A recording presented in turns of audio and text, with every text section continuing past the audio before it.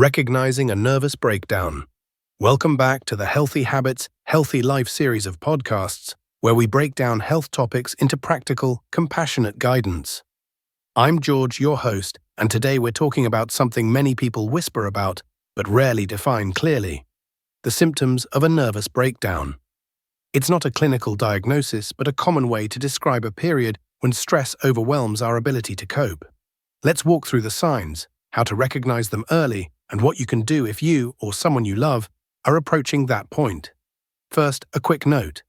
Nervous breakdown often overlaps with acute stress reactions, burnout, major depression, anxiety disorders, or a combination of these.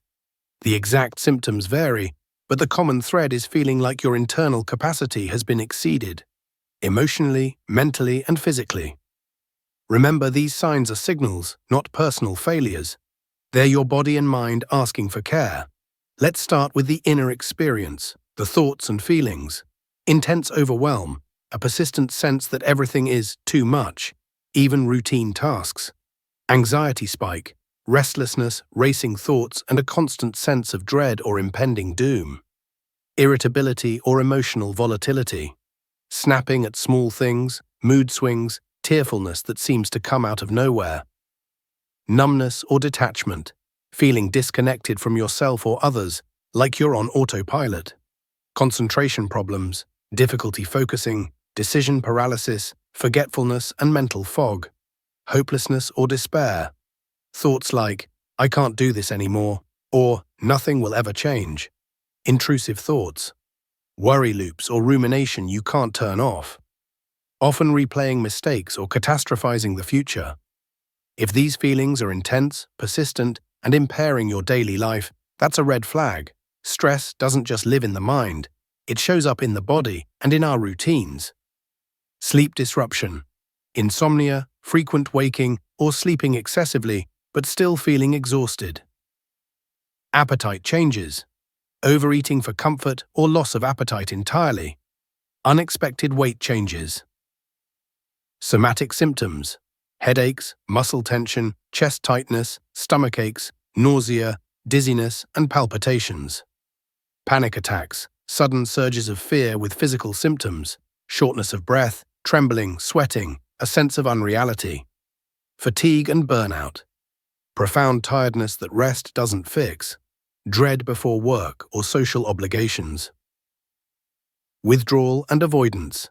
Cancelling plans, isolating, ignoring messages, or procrastinating to the point of crisis. Escaping with substances or screens. Increased reliance on alcohol, drugs, stimulants, or endless scrolling to numb out. One symptom in isolation can happen to anyone. What signals trouble is the cluster, the intensity, and the impairment, especially when it escalates quickly. A hallmark of a breakdown is when everyday functioning collapses.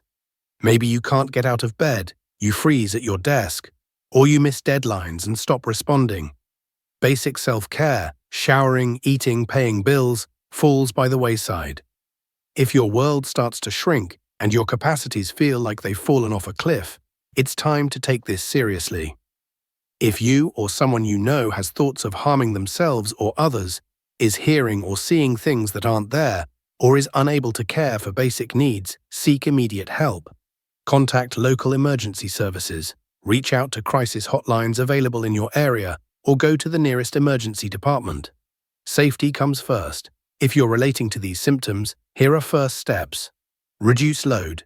Press pause on non-essentials. Communicate boundaries. I'm at capacity right now. Ground your body. Try slow breathing. Inhale 4, exhale 6. Progressive muscle relaxation, or a short walk outdoors. Stabilize basics. Hydration, a small balanced meal, and a predictable sleep window, even if imperfect, help calm the system. Reach out. Tell a trusted person what's going on. Share tangible needs. Can you check in daily? Can you help me email my manager? Seek professional support.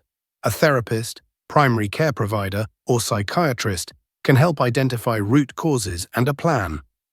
Therapy, medical evaluation, or short-term medication when appropriate. Make it visible. Write a simple rescue plan. 3 grounding techniques, 2 people to contact. One step to reduce stress today. You are not broken, you're overloaded. With support and adjustments, people recover, often with clearer boundaries and better tools than before. If today's episode resonated with you, consider it an invitation to slow down and get support. And if this episode could help someone in your life, share it. Your nudge might be the turning point they need. I'm George, your host, and this has been another in the series of podcasts on the Healthy Habits, Healthy Life channel. Subscribing to our channel helps us tremendously. Be gentle with yourself. We'll see you next time.